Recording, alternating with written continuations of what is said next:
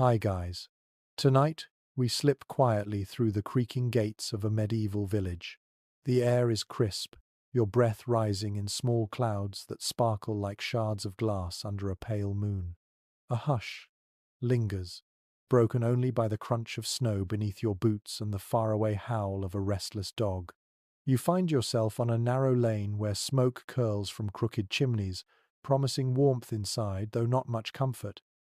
Already the season is deep, and the people here know well that survival depends on how much they've tucked away since the harvest. So, before you get comfortable, take a moment to like the video and subscribe, but only if you genuinely enjoy what I do here. And if you feel like it, share your location and the time of night in the comments below. Now, dim the lights, and let's walk deeper into the story. You press on, noticing how the houses lean together, as if whispering secrets against the cold. Every doorway is lined with frost, like a silver frame around the lives within. Inside, families huddle close to fire pits. Their food is not a matter of taste or luxury, it is a question of survival. When the winter winds batter the thatched roofs, what lies in the pantry makes the difference between health and hunger. And here's the cheeky truth: you probably wouldn't last a week. You duck into one such home, the low rafters making you stoop. A family gathers around a modest table, a simple board propped by uneven legs. In the center sits a wooden bowl filled with dark bread, so dense it could nearly break a tooth. This bread is lifeblood, baked from whatever grains could be coaxed, from poor soil, rye, oats, barley. Wheat, the prized grain, rarely reaches peasant hands, reserved for nobles and monasteries. Historians still argue whether medieval villagers truly despised their black bread or simply accepted it with stoic resignation. Either way, you chew slowly, the flavor earthy and slightly sour, the texture heavy but oddly satisfying. Around the hearth, a pot simmers, though its contents are humble. A thin gruel, made by stretching ground oats with water, perhaps a pinch of salt if fortune allows. The smell is faint, a whisper rather than a promise, but on a freezing night it fills bellies and keeps people standing another day. You watch as the youngest child cradles a wooden spoon-like treasure, the warmth radiating into tiny fingers. One mainstream fact here: throughout much of Europe, peasants depended on grains for nearly 3/4 of their daily calories. Bread, porridge, and ale were not side dishes, they were the foundation of existence. Yet tucked in the corner, you notice something curious. An old woman mutters softly, slipping a dried sprig of rosemary into the bubbling pot. She insists the herb keeps away winter fevers. Quirky tidbits like this remind you that food wasn't just sustenance, it was medicine, ritual, even a touch of magic. Some villagers swore that placing onion skins on windowsills would ward off frost spirits. Did it work? You can decide as you watch her nod with quiet confidence. Still, anxiety gnaws at the edges of every meal. Supplies dwindle, and each mouthful is measured. You glance at the larder, a small wooden chest bound with iron, and inside lie precious stores. A few hard cheeses wrapped in cloth, a salted ham already shrinking, bundles of leeks preserved under straw. Everything counts. A rat scurrying in the shadows is not just a nuisance, it is a thief threatening survival. You feel a chill not from the cold outside, but from the knowledge that hunger always lurks nearby. You shift closer to the fire, the crackle of burning wood like a lullaby. Children drift into sleep, their cheeks pink from the heat, while parents keep eyes open, counting in silence how many loaves remain, how many weeks until the thaw. And you, a visitor from another time, can almost hear the quiet math of survival echoing in the room. Will the bread last until spring? Will the ale barrels stretch far enough? Historians still debate how often peasants truly starved in normal winters. But what's certain is the memory of famine haunted every household, shaping habits of thrift and ritual. As you lean back, eyelids heavy, you realize the frost at the door is more than decoration.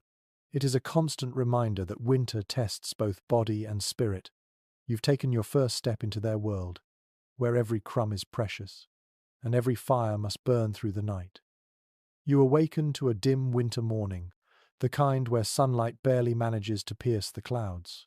Your breath fogs the air inside the cottage, for even the hearth, smouldering with last night's embers, cannot chase away the chill. The family stirs slowly, and the first task of the day is not milking a cow or tending a field, it is reaching for bread. The loaf on the table looks nothing like the fluffy slices you know.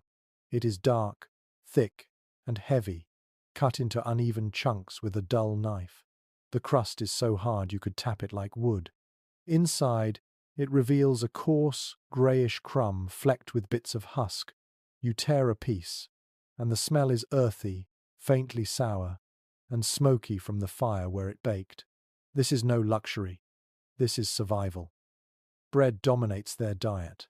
For peasants in medieval Europe, it made up the majority of daily calories. The grain mattered more than the garnish, and the type of bread revealed your station. Nobles dined on fine white wheat bread, light and soft, while peasants settled for rye, barley, or oat loaves, darker and denser.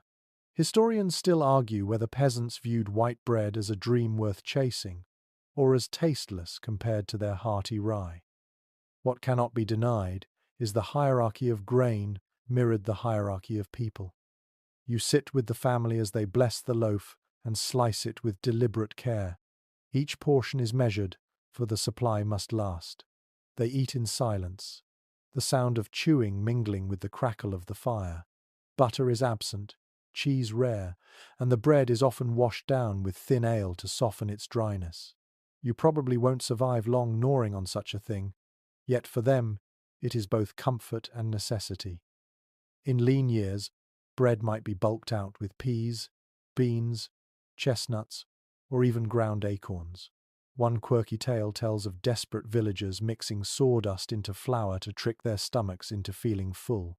Imagine biting into that splinters between your teeth, grit scraping your tongue, yet the choice was simple. Eat what you have or starve. Still, not every loaf is equal. You wander outside, and in the village square, the Lord's steward collects his share of the grain tax. Wheat sacks are loaded onto carts bound for the manor, while peasants return home with their rye. Bread becomes a symbol not only of nourishment, but of social order. The very word companion, in Latin campanus, means with bread. To break bread together was both an act of survival and of community. You follow a child carrying a loaf wrapped in cloth, heading to the church. Here, on feast days, bread may be blessed and shared, sometimes mixed with holy water or salt. Did it taste better for the blessing? Historians still debate the significance, whether spiritual or purely symbolic. But for villagers, the line between faith and food blurred easily. Bread was body and spirit alike. Inside another home, you see a woman kneading dough, her arms dusted with flour. She works it on a rough wooden board, pressing rhythmically while whispering a charm to keep away hunger spirits. The dough rises slowly near the hearth, covered with a cloth. The smell of yeast lingers in the room, faintly sweet and alive. Later, she slides it into a clay oven, and smoke curls as if the loaf itself breathes. That oven is not hers alone. Often, the whole village shares a communal bakehouse, each family marking their bread with a symbol, crosses, initials, or simple cuts to claim it when finished. The bread emerges hard, cracked, but nourishing. The family gathers around it almost reverently.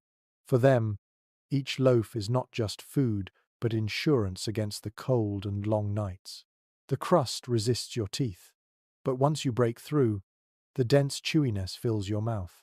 Slowly, warmth spreads through your body, not just from the calories but from the act of eating something that ties you to the earth itself. You lean back, crumbs on your lips, and consider, could you live on bread alone? For many medieval peasants the answer was yes, at least through the hardest months. You'd grow weary of the monotony, but when the frost at the door threatens to bite deeper, bread is the shield between life and hunger. And so, as the family finishes their meagre meal, wrapping what remains for later, You feel both the weight of their daily struggle and the strange comfort of their ritual. Bread is their lifeline, coarse but constant, humble yet holy. The morning deepens, and your footsteps crunch along a narrow path to another cottage.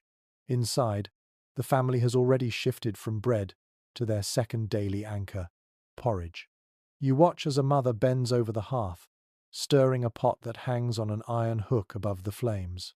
The mixture bubbles thickly, releasing a scent of warm grain, simple, filling, and steady. You dip the spoon and find the porridge gritty, dotted with tiny husks. Oats and barley dominate here, sometimes millet or buckwheat depending on the region. It is well documented that such gruels were the backbone of countless winter mornings, eaten not for pleasure, but for energy to face the day. With a little salt, the taste improves. With a dash of honey, it becomes almost indulgent. Without either, it remains plain but sustaining. A curious custom emerges as you watch a child sprinkle dried herbs into the pot, maybe sage, maybe parsley. Villagers believed certain greens could keep away winter coughs or drive off evil spirits that prowled when nights were long. Sometimes, small bits of stale bread were tossed into the porridge, not to waste even a crumb. Other times, ale was added instead of water, lending a faint tang. You smile at the thought breakfast laced with beer before the day's work begins. But there's more to this humble bowl than meets the eye. Scholars remain divided on how much variety peasants truly had in their porridges. Some argue they mixed peas, beans, and roots regularly, while others believe winter meals were painfully monotonous, lacking any flourish. Whatever the truth, you can sense how repetition dulls the spirit. The family eats silently, chewing each mouthful with patient resignation, though children sometimes slurp loudly just to break the quiet. Your spoon digs deeper, and the texture thickens as the porridge cools. Imagine eating this every morning for months, each bowl nearly identical to the last. Yet in its monotony lies survival. With each bite, warmth spreads through your chest, like a soft shield against the cold gnawing outside. You close your eyes, listening to the hiss of the firewood, the scrape of wooden spoons, the low hum of voices praying the stores will last until spring. And as you finish, you realize porridge is not just food, it is rhythm, ritual, and reassurance in a season when nothing else feels certain. You step outside again, and the cold air bites at your face. Snowflakes swirl lazily across the village lane, drifting into doorways and sticking to your cloak. A neighbor waves you inside her cottage, where a jug sits proudly at the center of the table. She pours a cloudy amber liquid into wooden cups, and the sour sweet aroma instantly curls into your nose. This is not fresh water, it is ale, the true drink of winter survival. You lift the cup, and the taste surprises you. It is weak, more like a mild grain tea than the sharp beer you know today. This is small ale, brewed at home with leftover grains, just strong enough to kill dangerous bacteria in the water. Records from medieval households show that ale was consumed daily, even by children, because wells and streams were often contaminated by waste. Better to sip a mild brew than risk disease. You drink, and a gentle warmth spreads through you, not enough to intoxicate, but enough to ease the morning's chill. A peculiar practice was the reusing of grains multiple times. The first brew was the strongest, reserved for feasts or the Lord's household. The second or third batch, watered down, was left for peasants. By the time you reach the fourth run, the drink is little more than flavored water, but even that was safer than the foul-smelling pond outside.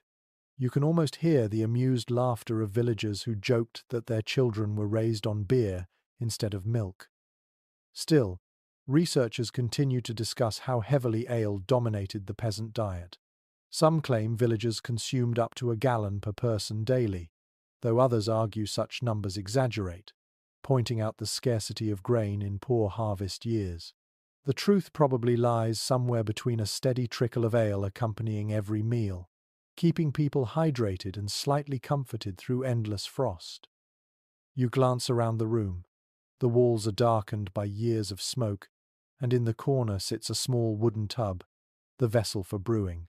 The process is laborious: heating water, steeping grains, straining with cloth, then leaving it to ferment near the hearth. The smell of damp barley lingers, earthy and raw. Brewing was typically women's work, a quiet skill passed from mother to daughter.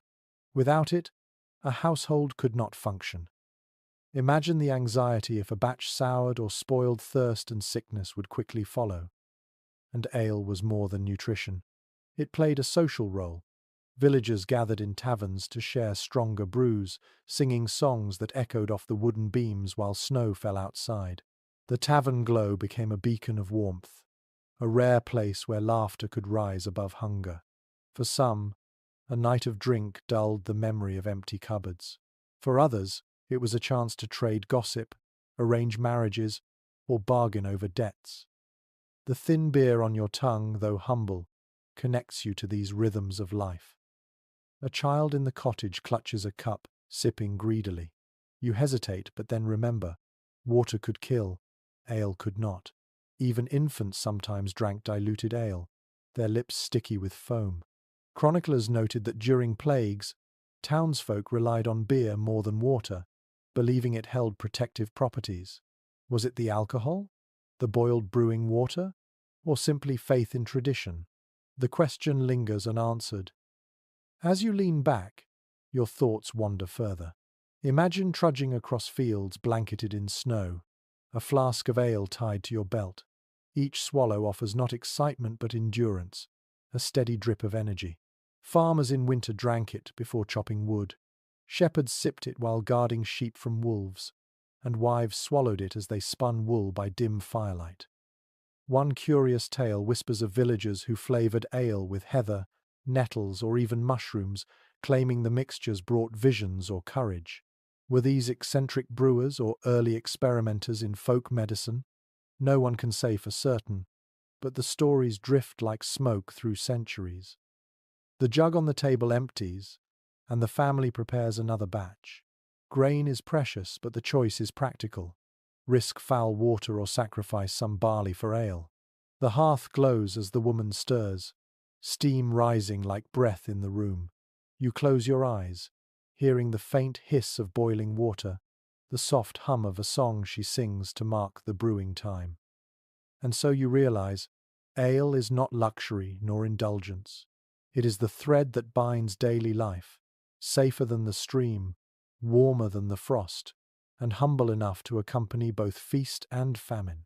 With every sip, the peasant endures another hour of the relentless winter. Your cup is empty, but your senses linger on the tang of barley, the hush of voices, and the certainty that without this cloudy brew, entire villages would crumble long before the snow melts. You wander beyond the smoky cottages, following a line of bare hedges dusted with snow. The fields stretch quiet and white, yet you notice bumps in the ground, plots where last autumn's harvest still hides its secrets. Beneath layers of straw, under overturned baskets, vegetables cling stubbornly to life. They are not glamorous crops, but they are lifelines. Turnips, leeks, onions, and hardy cabbages, each grown with the knowledge that winter always comes too soon. A farmer kneels in the frost, pulling aside straw to reveal pale leeks. The smell is sharp and green, a reminder of soil long frozen. He wipes them clean on his tunic and hands them to his wife, who will dice them into the evening stew. Archaeological finds confirm that root vegetables like leeks and parsnips were staples in peasant gardens, especially because they survived cold better than most grains. Without these stubborn greens, suppers would be thinner still. One odd survival trick involved storing vegetables directly in pits dug into the earth. Families filled them with carrots, turnips, or beets, then sealed them with straw and mud. The earth itself acted as a refrigerator, holding back rot. Imagine digging into frozen ground to retrieve food when your fingers are numb and the wind slices like a knife. Yet this ritual was repeated again and again, each retrieval a small victory over winter. Researchers continue to dispute how diverse these gardens truly were. Some argue peasants cultivated an impressive variety of plants, from beans to peas to herbs, while others suggest the average winter diet narrowed sharply to just a few hardy survivors. The truth probably differed village to village, depending on soil, climate, and luck. Still, you can picture families huddled over their garden plots in autumn, praying the cabbages would hold out until March. You step closer and notice a strange bundle hanging from the rafters of a shed, onions braided together in long ropes. Each bulb glistens faintly, papery skin rustling when touched. Hanging them like this kept them dry and discouraged rot. The sight is both practical and strangely beautiful, a golden garland of survival. And next to them, dried beans in pods clatter softly in the cold breeze, another hidden treasure for soup. Inside a cottage, you watch as vegetables are prepared. Turnips are chopped into wedges, their flesh pale and firm, tossed into the pot with barley and herbs. The aroma builds slowly, earthy and sweet, filling the smoky room. Children peer over the rim, eager for a taste, while their mother reminds them that patience keeps bellies fuller. You dip your spoon later, and the broth, though thin, carries the comforting weight of the earth itself. A curious custom comes to mind. In some regions, villagers believed cabbages planted under a waning moon would last longer in storage. Others swore that leeks kept witches at bay if hung in doorways. Whether superstition or desperate hope, these practices reveal how fragile food felt in the face of unpredictable winters. Imagine believing that a chant whispered over a turnip could keep famine away. It seems quaint, yet in those times, every small ritual mattered. The debate among historians remains: how well nourished were peasants truly? Some suggest that with access to vegetables, grains, and occasional dairy, their diet was surprisingly balanced compared to later centuries. Others argue malnutrition was common, with vitamin shortages leading to scurvy-like symptoms or weak bones. As you chew a leek's fibrous stalk, you realize the truth might be that both were possible, one winter generous, the next cruel. Outside again, you walk through a small garden, bordered by woven sticks. The ground crunches underfoot, frozen solid, yet remnants of autumn still cling. Kale leaves curled like fists, herbs blackened by frost, a few stubborn carrots hidden under straw.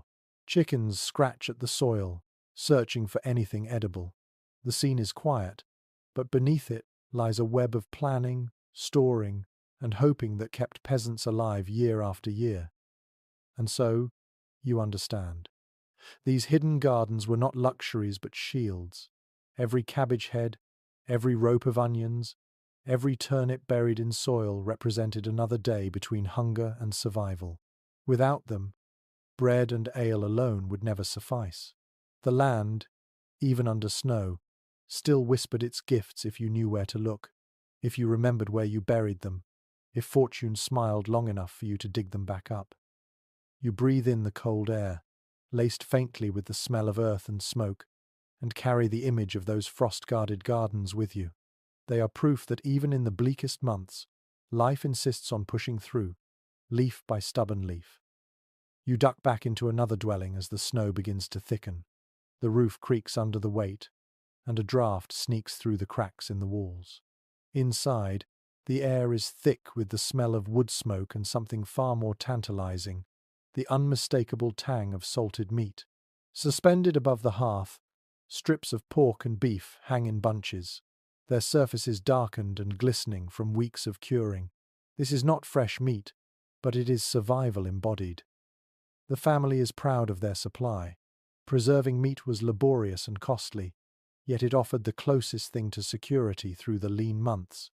Chronicles of manor life reveal that pigs were the cornerstone of peasant husbandry slaughtered in late autumn, when fattened by acorns and scraps, then salted and smoked to last deep into winter.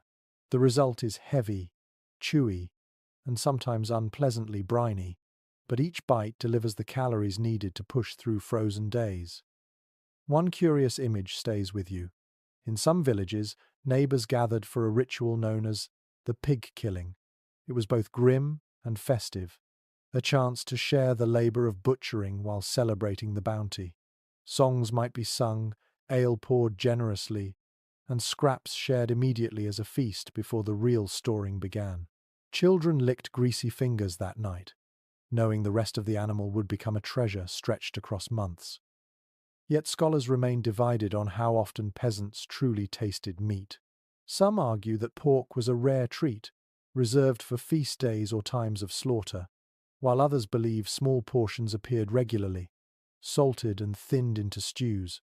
Archaeological bones suggest meat was not entirely absent, though certainly not a daily indulgence. As you watch the mother slice a strip of bacon-thin pork into a pot, it becomes clear: meat flavored meals, but never dominated them. You lean close to the hearth, watching as fat drips into the fire, sizzling with a hiss. The aroma fills the cramped room, smoky and rich, far more appetizing than yesterday's porridge. Even a scrap of pork, boiled with cabbage or turnip, could elevate a meal into something memorable. Children's eyes brighten at the sight of fat shimmering on the surface of the broth. Imagine the psychological lift knowing tonight's dinner would taste different, stronger, heartier. There were, of course, dangers. Salt was expensive, and not every household could afford the quantity needed to cure large amounts of meat. Some cut corners, leading to spoiled stores that could sicken entire families. Others stretched their supply by mixing animal fats with grains, creating pottages where the meat was more flavor than substance. You wonder, staring at the bubbling stew, whether the salty tang on your tongue masks preservation or desperation. And then there is lard. Stored in clay pots or bladders, lard became a winter companion, spread on bread, stirred into porridge, or rubbed on pans. It is well documented that fat was a prized form of energy, the shield against bone-chilling cold.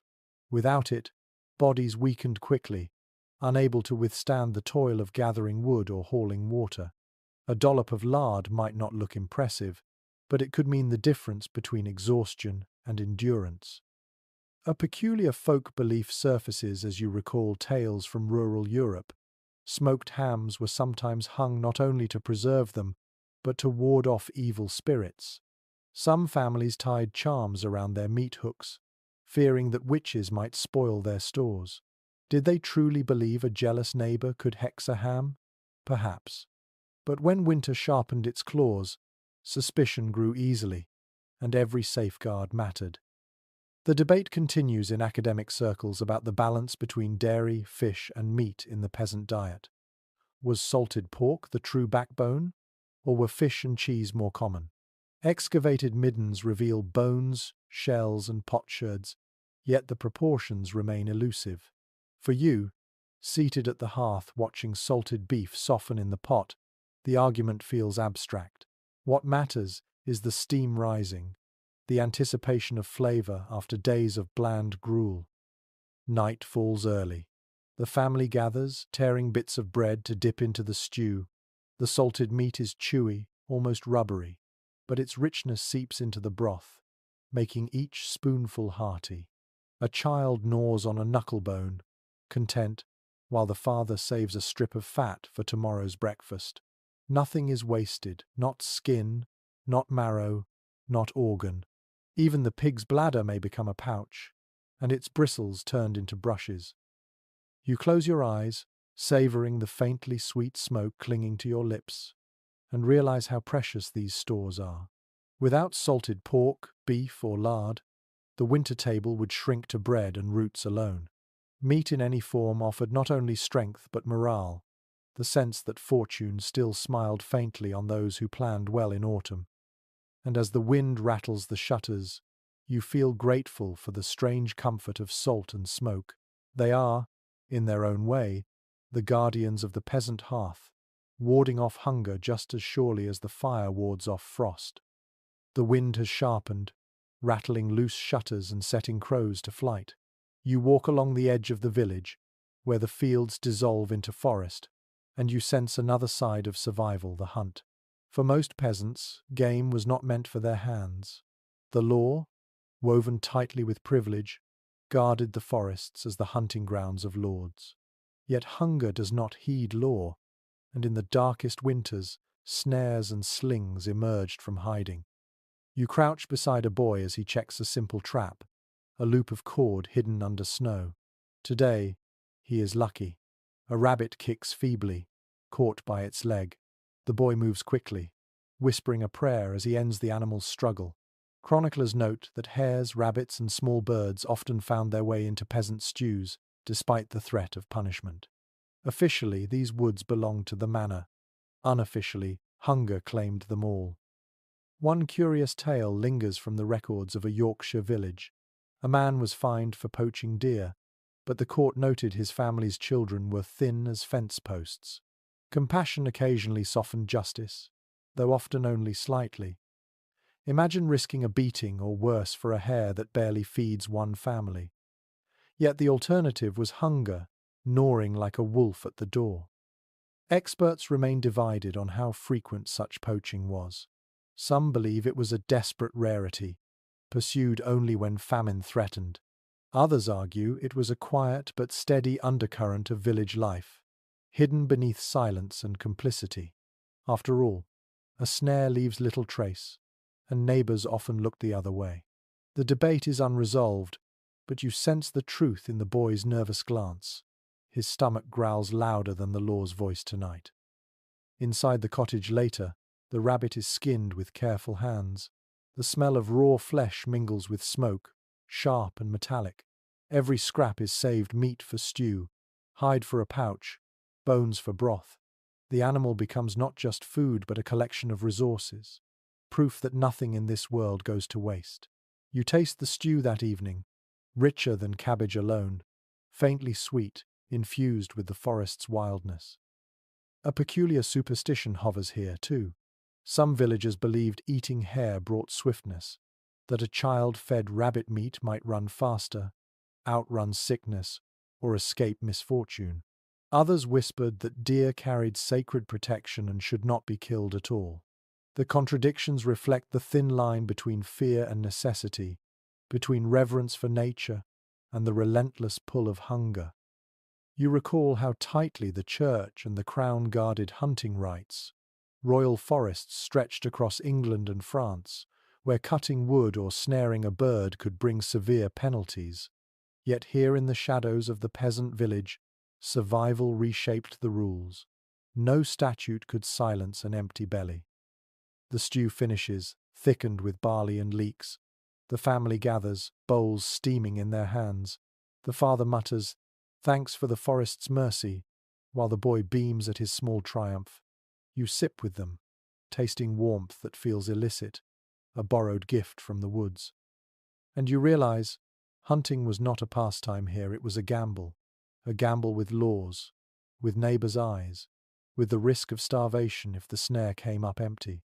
Yet every rabbit, every pigeon, every squirrel snared in winter kept death one step further away. The wind outside howls, but inside, bellies are a little fuller, spirits a little lighter.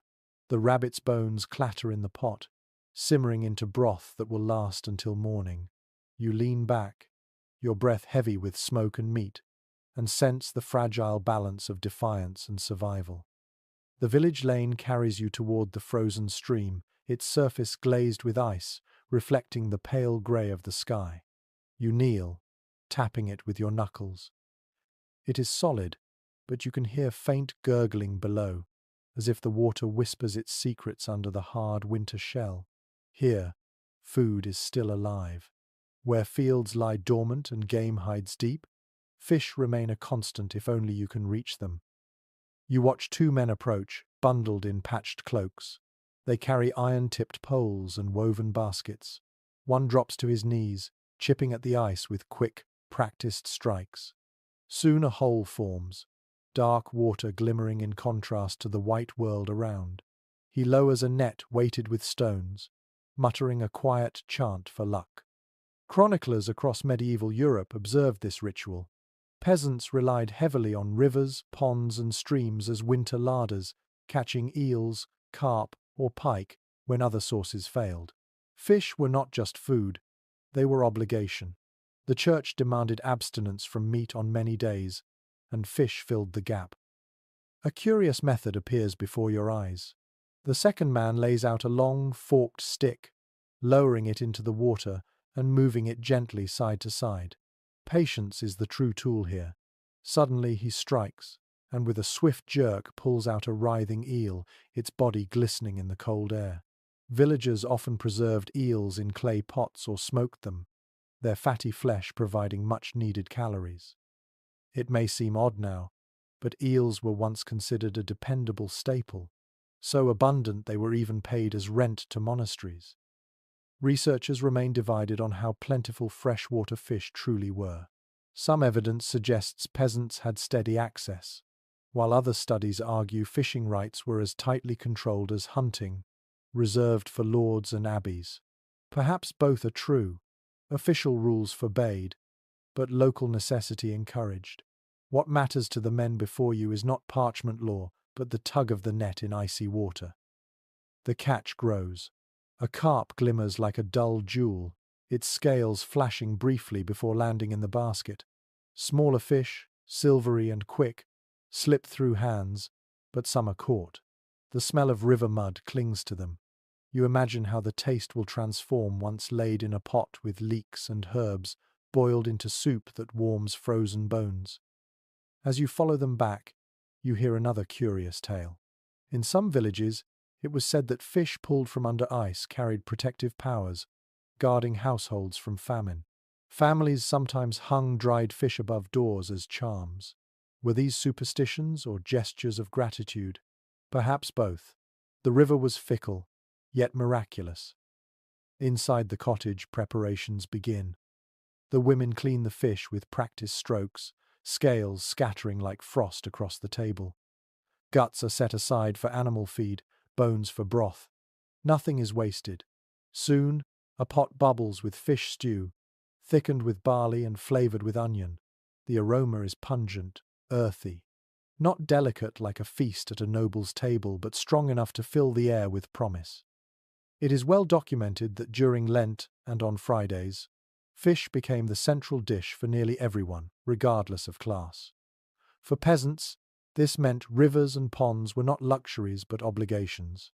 Imagine the pressure of knowing your household must find fish weekly, even when nets come up empty.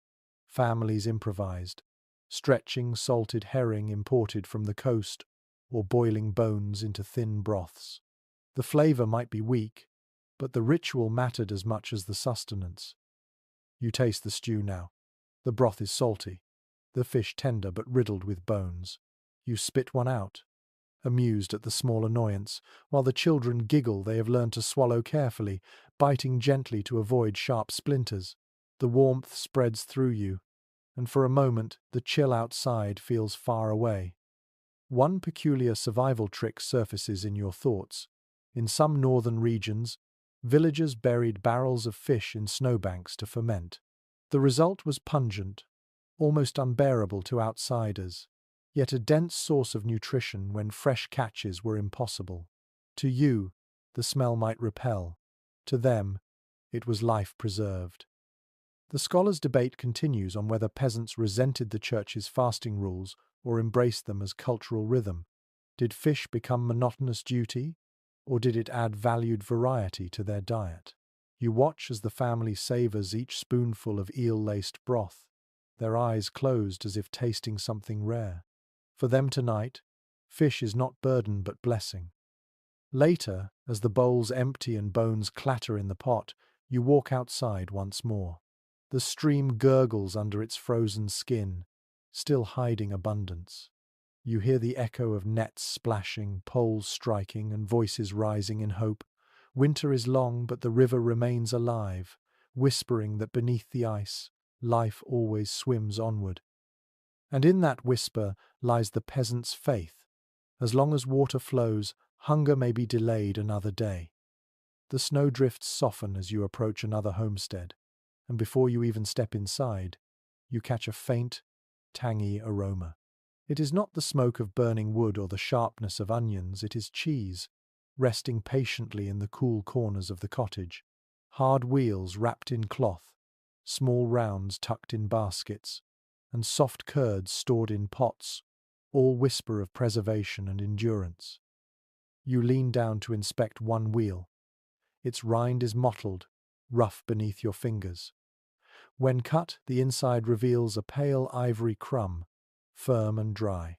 Chroniclers of monastic life noted that monasteries produced great quantities of cheese, often trading or selling it to nearby villages, and peasants too made their own when cows or goats allowed. For households lucky enough to keep animals, cheese was a winter blessing, its proteins and fats steady companions when fresh milk vanished in the cold. A curious detail catches your attention. In some places, villagers stored their cheese in ash or wrapped it in nettles, believing this preserved both flavor and fortune. Others rubbed the rind with herbs or salt to ward off mold. Imagine lifting the lid of a clay jar and finding the scent of thyme clinging faintly to the wheel within it. Not just food, but protection layered carefully over each bite. There is ongoing discussion among food historians about how central dairy truly was to peasant diets. Some argue that milk was often sold to markets or owed to lords as rent, leaving families with little to spare. Others counter that goats and sheep, being hardy, ensured at least modest supplies of curds and butter throughout the year. The truth likely varied from valley to valley, depending on herds, climate, and obligations. For this family, judging by the neat stack of rounds, cheese was clearly a lifeline. You watch as the father cuts thin slices, placing them carefully atop hunks of rye bread. The cheese is sharp, almost nutty, its tang cutting through the dense bread's heaviness. Children chew with solemn focus, as though each bite is both nourishment and ritual. Cheese is not squandered, it is rationed, measured, made to stretch. A thick slice today might mean none tomorrow. The process of making it fascinates you, the mother explains, her hands miming the steps. Milk warmed by the hearth, rennet stirred in, curds cut and pressed, whey drained away. The whey, thin and pale, is never wasted. It feeds pigs or enriches stews. Every part of the milk is transformed. The curds are pressed into molds, salted, and set to age in the coolest corner of the cottage. The children peek often, impatient for the day the rind hardens and the cheese becomes itself. It is well recorded that in harsher winters, dried curds were ground into powder, then stirred into porridge or soups, turning thin meals into heartier fare. You taste such a mixture now, and though the flavor is faint, it enriches the dish like sunlight slipping through grey clouds. It gives strength, invisible but real. Another peculiar belief surfaces in your memory. Some villages insisted cheese made under a full moon would keep longer, while others swore it soured faster. A few even hung small curd rounds in rafters as charms against hunger. Whether true or not, these practices reveal the deep link between food and faith. Every wheel of cheese was more than sustenance. It was a promise carried forward into uncertain months. The debate among scholars also touches on symbolism. Cheese often appeared in religious imagery, offered in tithes or feast tables.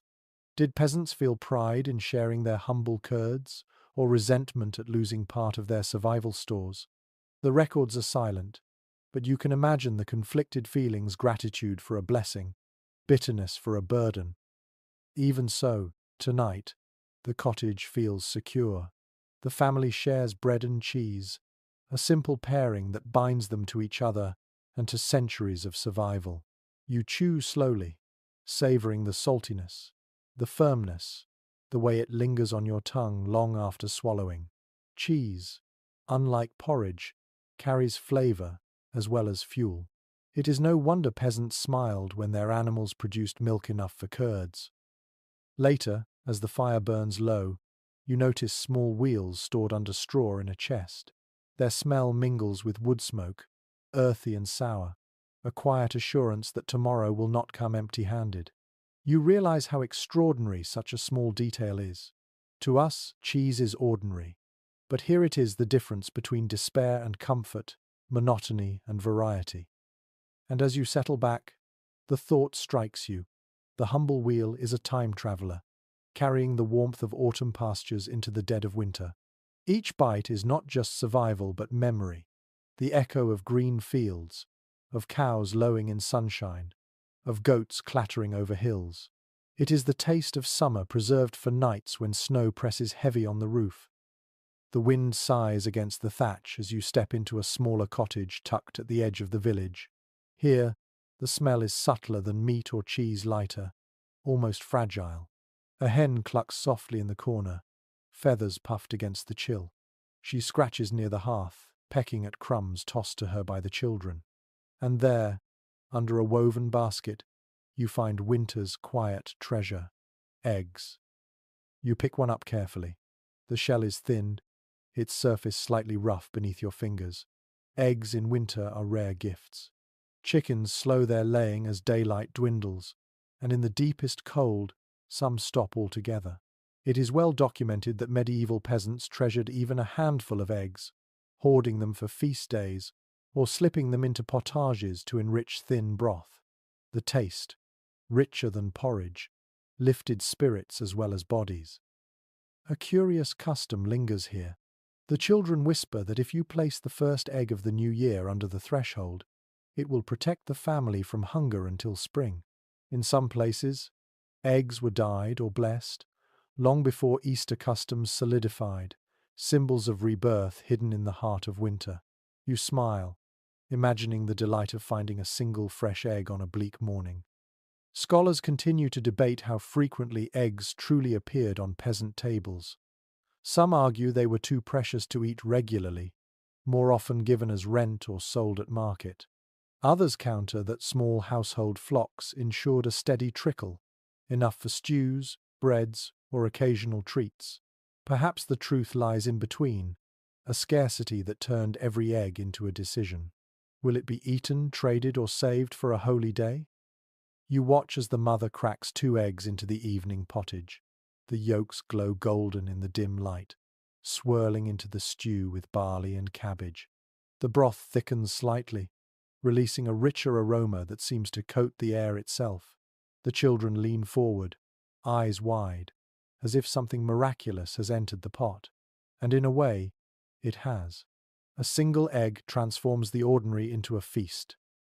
The father slices bread, dipping it into the stew to soak up the yolk's flavor. The taste surprises you, velvety, warm, comforting in a way bread and roots alone could never achieve. The richness clings to your tongue, spreading warmth down to your chest. You think of how modern palates take eggs for granted, yet here, 1 or 2 can brighten an entire week. It is well recorded that eggs also carried symbolic weight in medieval imagination. They were offered as tithes to the church, used in remedies against fevers, and sometimes placed in fields to bless the soil. Villagers might even rub an egg on the sick, believing it would absorb illness. These gestures, curious to us, reveal how deeply food and faith intertwined. When resources are scarce, even the smallest item takes on magic. The children, still hungry, scrape the pot clean, licking traces of yolk from their fingers. Their laughter echoes through the smoky room, lighter now than the night before. A single egg has shifted the mood. You marvel at how survival here is not only about filling bellies but about restoring spirit.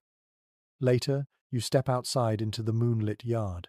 You hear hens rustling in their coop, feathers shuffling softly. A faint warmth radiates from the straw bedding, where tomorrow's eggs may or may not appear. The uncertainty is part of the rhythm, some days empty, some days blessed. One peculiar superstition comes to mind. Villagers believed witches could steal a hen's ability to lay by muttering charms. To protect against this, women placed iron nails near the coop or chalked crosses on the door. Whether or not they believed in magic, such acts reveal a quiet desperation to safeguard every fragile shell. Imagine depending on a creature so small, hoping each morning that she will leave behind a gift smooth and oval in the nest. As you walk away, your breath rising in clouds, you carry the sense that eggs were more than food. They were hope, delicate and uncertain. Each shell was a promise, fragile as glass, yet strong enough to carry a family through one more day of winter.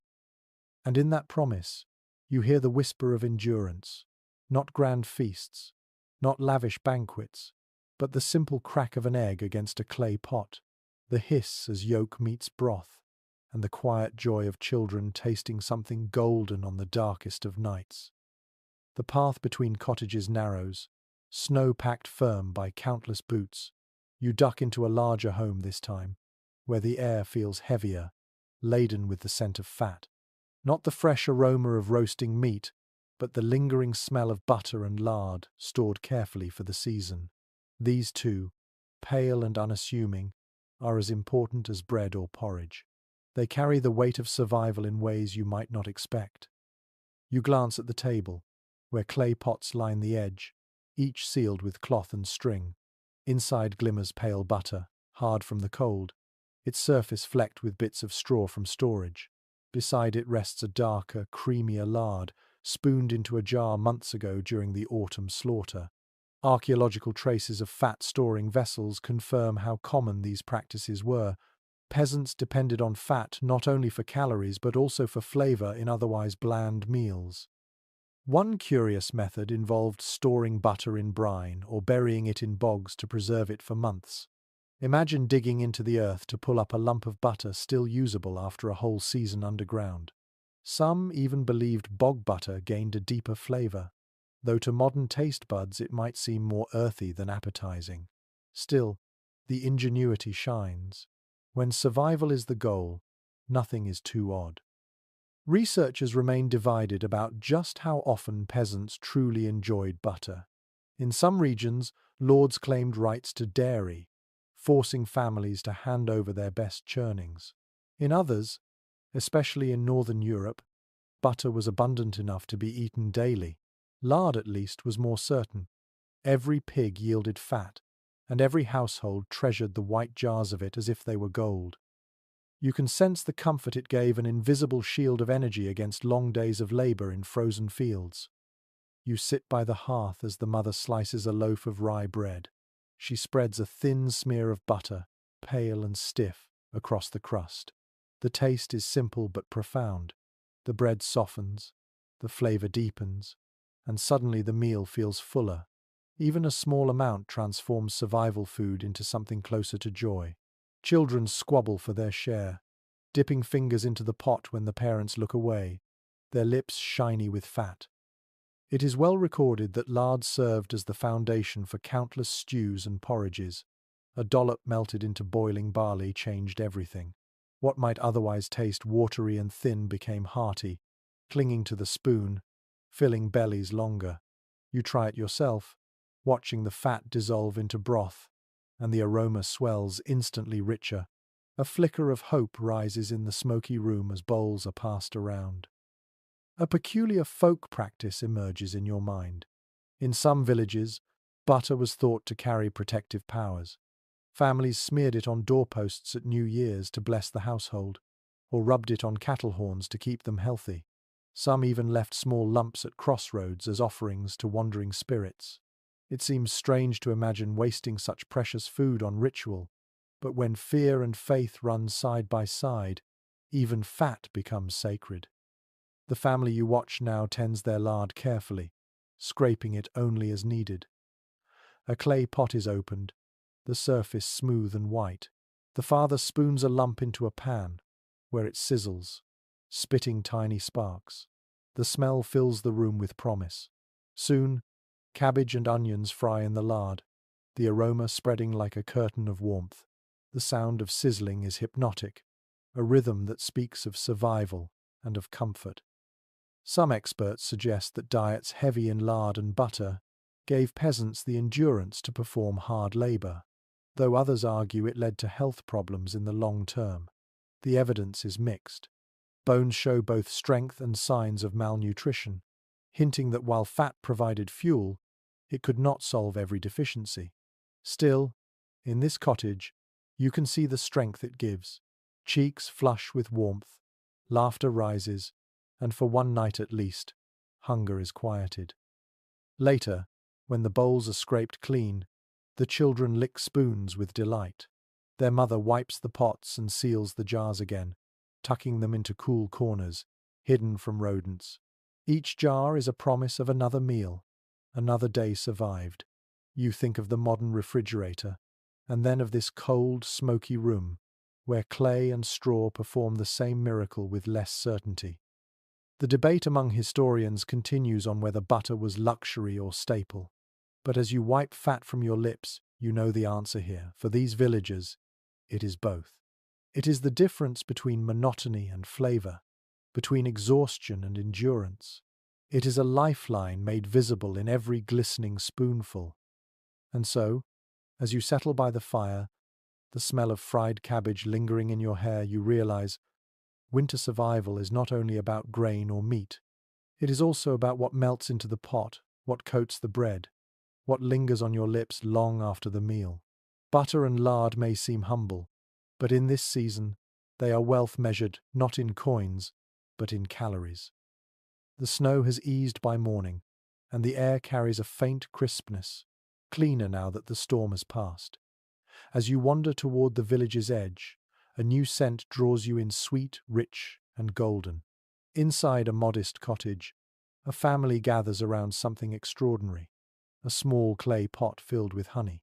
In a world where sugar has not yet found its way into daily life, honey is the rare treasure that sweetens both meals and moods. You lean close, and the pot glows faintly in the dim firelight, its sticky contents glimmering like captured sunlight. Records from medieval accounts confirm that honey was the primary sweetener available to peasants before imported sugar became accessible centuries later. Bees were both cherished and feared, their hives carefully tended in wicker skeps or hollowed logs. Villagers risked stings and smoke to harvest the thick amber liquid, knowing it brought joy unlike anything else in winter's monotony. A curious custom takes place before your eyes. The father dips a wooden spoon into the pot and drizzles a thin stream onto bread, passing it reverently to the youngest child. The child licks slowly, savoring the sticky sweetness with wide eyes, as though tasting magic itself. In some regions, parents would give honey to infants to quiet them, believing it soothed not only the body but the soul. To you, it feels indulgent. To them, it is a memory of summer stored in a jar. Scholarly debate persists over how common honey truly was in peasant diets. Some argue that beekeeping was widespread, with even poor households maintaining a hive or two. Others contend that much of the honey was owed as rent or tribute to lords and monasteries, leaving little for villagers themselves. Perhaps, like so many other foods, its presence varied, plentiful in some regions, rare and coveted in others. Still, in this cottage, honey clearly shines as a seasonal delight, brought out sparingly to brighten the hardest months. The mother now stirs a spoonful into a steaming bowl of porridge. The smell shifts instantly, earthy oats transformed into something fragrant and inviting. You take a bite and marvel at the difference. Sweetness softens the coarse texture, making it feel less like survival and more like comfort. It is no wonder that honey often featured in festival meals, drizzled over breads or mixed into ale. Even a drop changes the entire tone of the table. It is well documented that honey was also medicine. Medieval herbals praise it as a cure for sore throats, wounds, and fevers.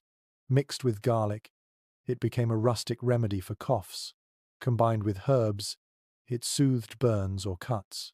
You imagine villagers carefully rationing not just for taste but for healing, holding the jar as both pantry and apothecary. Another peculiar belief surfaces from folk tradition.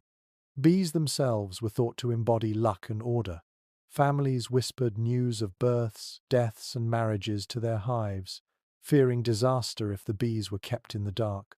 A hive might even be draped in cloth during funerals to keep the bees from leaving.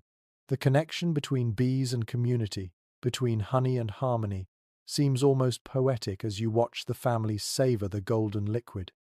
The pot is sealed again, wrapped tightly in cloth, and placed high on a shelf, away from greedy hands. It will not be touched again for days, maybe weeks, until another special moment calls for it. In the meantime, the children lick their fingers clean, grinning, their cheeks sticky. The joy lingers in the room long after the sweetness has gone. You step back outside, snow crunching underfoot. Your thoughts wander to the bees themselves, hives hidden at the forest's edge, buzzing even in cooler months when the sun allowed. The hum of wings in summer, now silent, preserved in liquid gold for the dark season. Honey was not merely food, it was sunlight carried forward, a reminder that warmth and flowers would return. Experts note that honey also played a role in brewing. Mead, a fermented honey drink, was celebrated in feasts, though often too costly for daily peasant use. Still, the occasional jar of honey turned into drink could elevate a holiday beyond the ordinary. Imagine sipping such sweetness while snow piled against the door, your heart briefly lightened by the taste of summer wine. As you return to the cottage, the fire crackles low, and the air is filled with the faint fragrance of honey lingering on the air.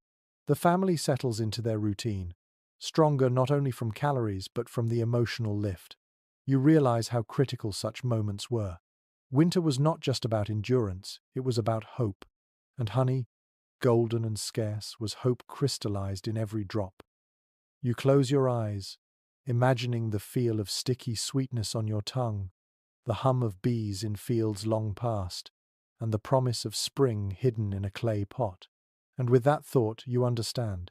In the hardest months, survival requires not only bread and meat but also the sweetness that reminds you why survival matters.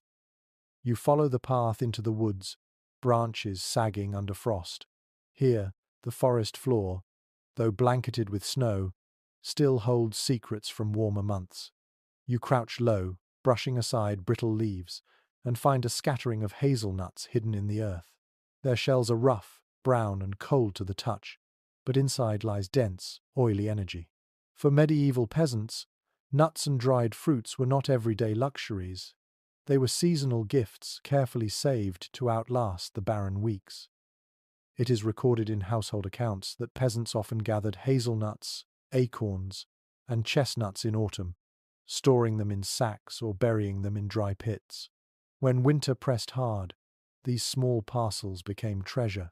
The crack of a hazelnut shell against a stone was a sound of quiet relief, a reminder that the forest still shared its bounty. The taste sweet, earthy, slightly buttery added variety to otherwise monotonous meals of grain and cabbage. A curious survival trick emerges from folk stories. In some places, villagers strung nuts onto cords and hung them from rafters, both as a way to dry them and as charms against misfortune.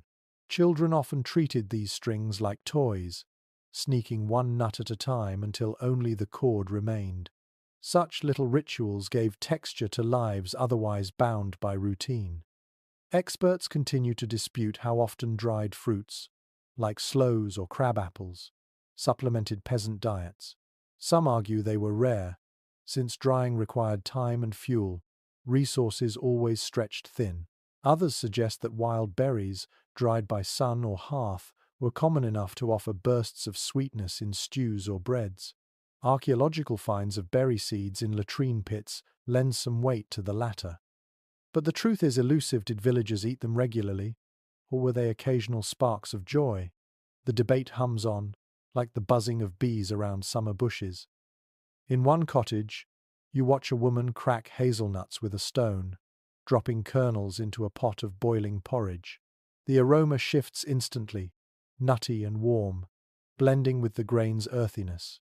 The children lean close, eager for their share, while the father sprinkles in a few dried crab apples, shriveled but still tangy. The stew, once plain, now carries hints of sweetness and crunch. You taste it and feel a small thrill, so little added, yet the effect is immense. It is well documented that in times of scarcity, villagers turned to acorns, leaching them in water to draw out bitterness before grinding them into flour. The process was laborious, and the taste left much to be desired. Yet acorn bread could keep hunger at bay. You imagine the smoky smell of acorn loaves baking in the communal oven, the texture coarse, the flavor sharp, but filling nonetheless. One peculiar belief whispers in your mind. Some villagers thought hazelnuts carried wisdom, that eating them sharpened the mind or even granted visions. Tales from Ireland spoke of salmon who ate hazelnuts and became wise, their flesh infused with knowledge.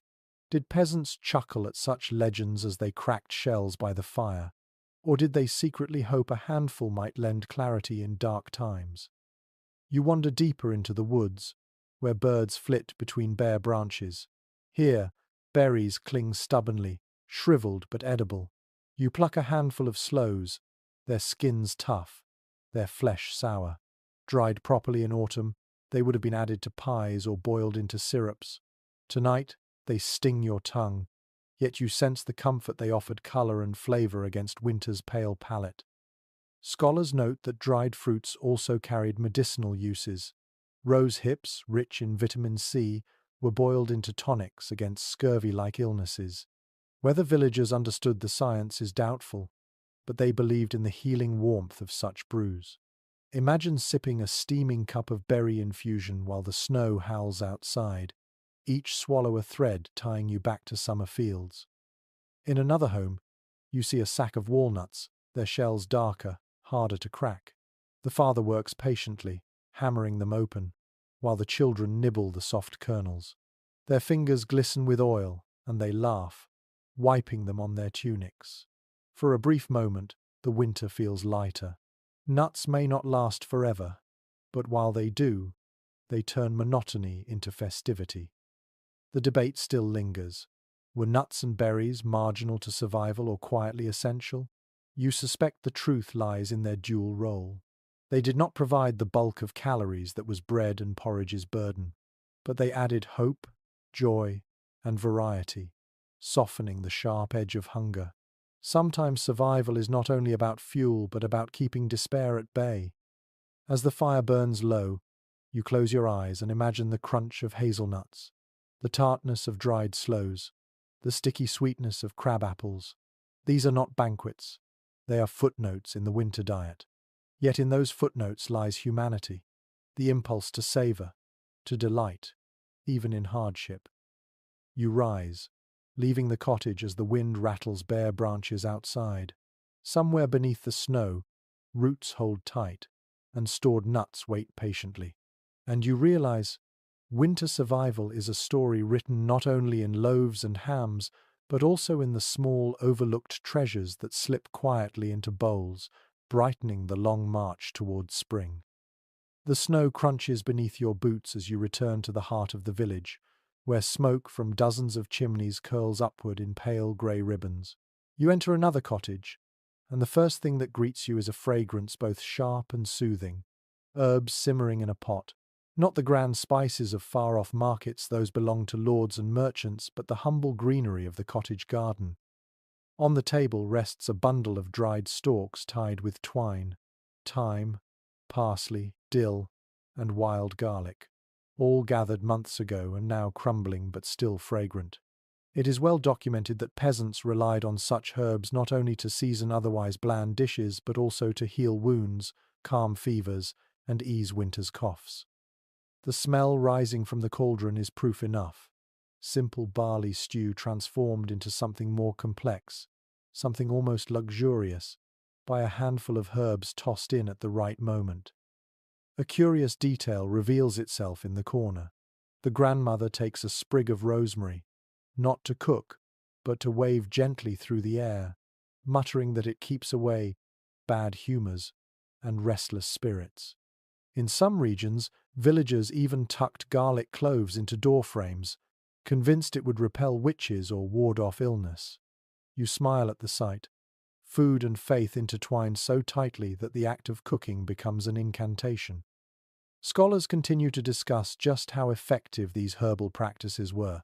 Some argue that the antimicrobial qualities of garlic and onion genuinely helped, while others dismiss most as superstition cloaked in ritual.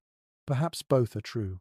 You sip from the bowl now and feel a warmth beyond calories, as if belief itself has flavour, woven into every spoonful. The mother explains how she dried the herbs in late summer, hanging them from the rafters, where smoke preserved them from rot. Now, in the depths of winter, she crumbles them into stews with practiced hands. The texture of dried thyme is brittle, the scent sharp when crushed. Even a pinch changes the broth from watery to savoury.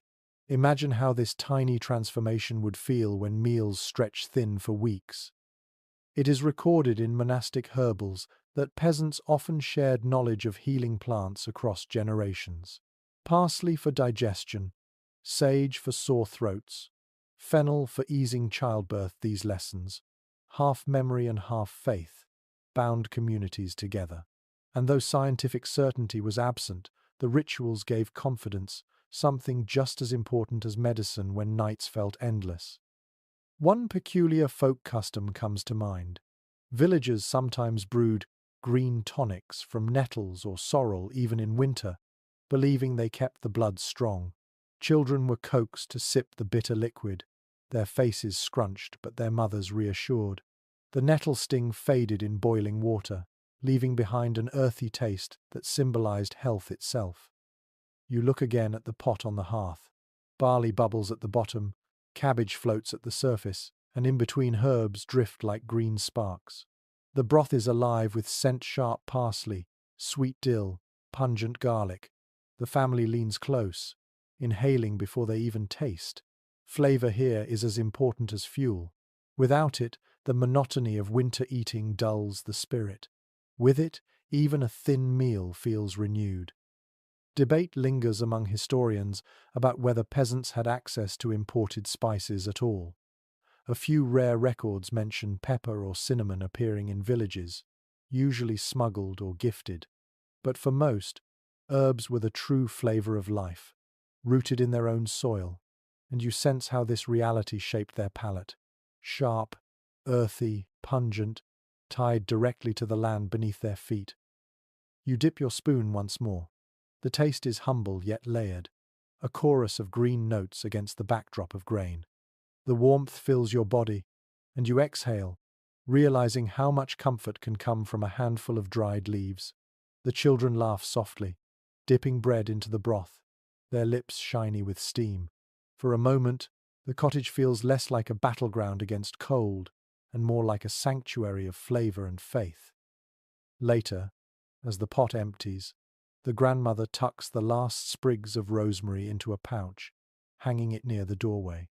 She whispers a final charm, believing it will keep hunger and sickness from crossing the threshold.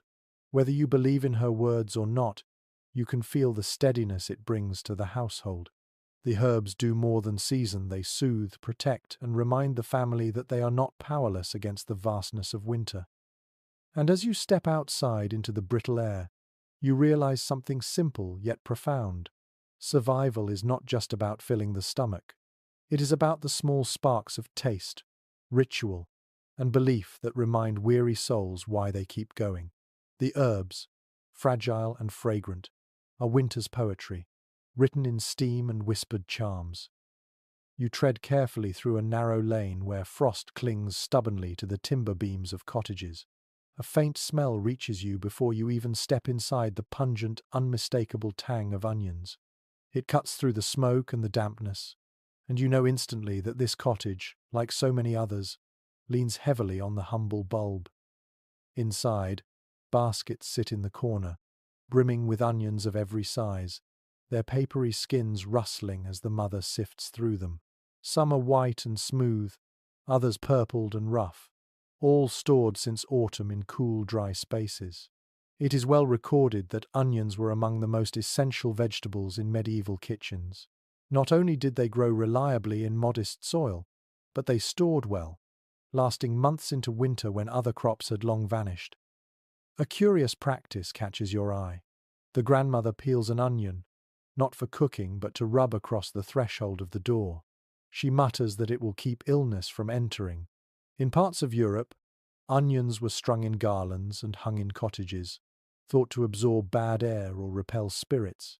Imagine walking into a smoky, crowded hut and seeing bulbs dangling like strange ornaments. Superstition or practicality? Perhaps both. Modern researchers remain divided on just how central onions were compared to other vegetables. Some argue that leeks and cabbages held equal importance, while others point to onions' consistent presence in manuscripts, cookbooks, and household records. Whatever the case, the aroma you encounter now tells you this family places their faith in the bulb's sharp bite. You sit at the hearth as the mother chops onions into the bubbling pottage. The sound is rhythmic, the knife hitting wood with dull thuds. Soon, tears stream down her cheeks, though she is unfazed. Everyone here is accustomed to the sting.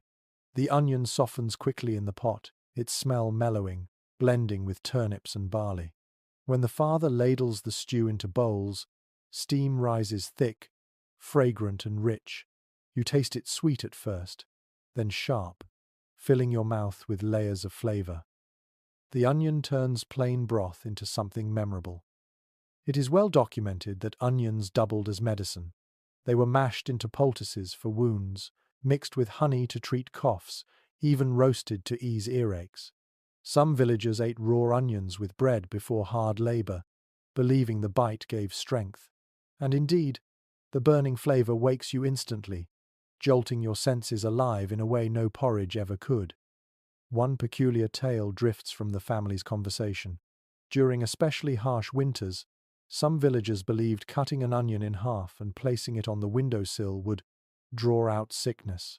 By spring, the blackened bulb was thrown away, proof that it had absorbed the season's dangers. Whether placebo or faith, such rituals reveal how closely tied food was to survival, body and soul alike. Scholarly debate continues about whether peasants grew onions primarily for their own use or to pay rents and tithes. Records suggest both. Baskets of onions delivered to lords, yet plenty left behind for stews and remedies. You imagine the strain of handing over part of your store while knowing every bulb meant a fuller winter pot. The children munch raw slices with bread, their faces twisting at the sharpness before breaking into laughter. Even in hardship, the bite of onion becomes a game. You join them, biting into a raw sliver, and feel its fire sear your tongue, lingering long after you swallow. Strangely, Dear friends, if this story brought you even a little peace tonight, just imagine how many more relaxing bedtime stories are waiting for you on this channel. So, please like this video, share it with someone who also loves calm stories, and don't forget to subscribe to join our family. Make sure to turn on the notification bell so you'll be the first to know whenever a new story is uploaded. And now, YouTube has introduced something new. It's called Hype. By giving our channel a little hype, you can help us reach so many more people who need rest and relaxation. Your support truly means the world. Finally, let us know in the comments how tonight's story felt for you. Every single word of